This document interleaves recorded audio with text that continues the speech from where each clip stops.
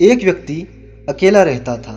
एक दिन उसको विचार आया कि अकेले पूरी जिंदगी कैसे बीतेगी, किसी अनाथ बच्चे को गोद ले लिया जाए।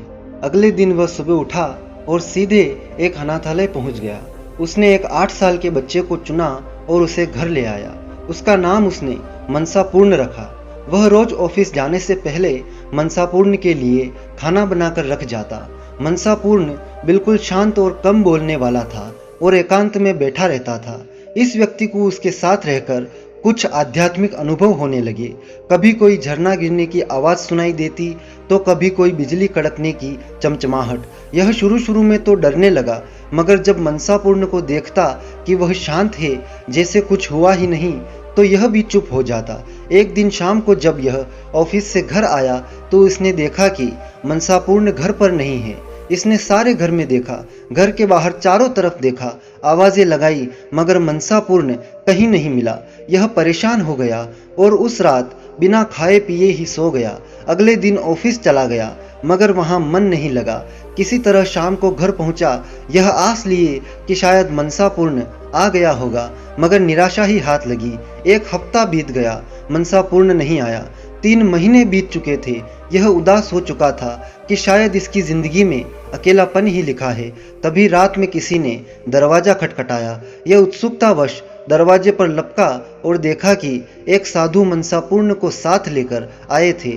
उसने दोनों को अंदर बुलाया, साधु का आदर सत्कार कर दोनों को भोजन कराया। तब साधु ने कहा कि यह जो तुम बच्चा लाए थे, यह एक सिद्ध पुरुष है। जब हमें अंतर्दृष्टि से यह अनुभव हुआ, तब तक आप इसको वहां से ले जा चुके थे। हमारे पूर्व गुरु महाराज ने कहा था कि आने वाले गुरु आपके अंदर दिखाई देंगे। हम उसी के इंतजार में थे।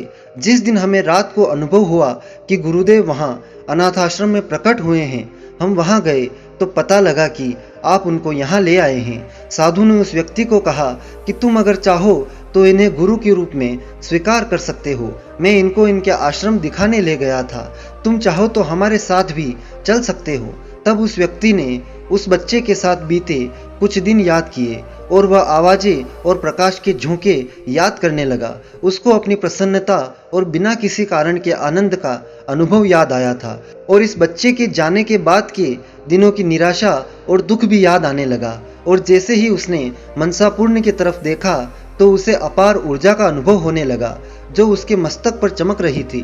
उसने तुरंत मनसापूर्ण को गुरु रूप में स्वीकार कर लिया और उनके चरण छुए, दीक्षा ली और फिर वह तीनों आश्रम के लिए चल पड़े। जिंदगी में कब बदलाव आ जाए कोई नहीं जानता। अपनी जिंदगी को साफ सुथरा रखना चाहिए। किसी भी समय आपके ऊपर किसी भी बुद्ध पुरुष की कृपा हो सकती है और पूरा जीवन ही बदल जाता है।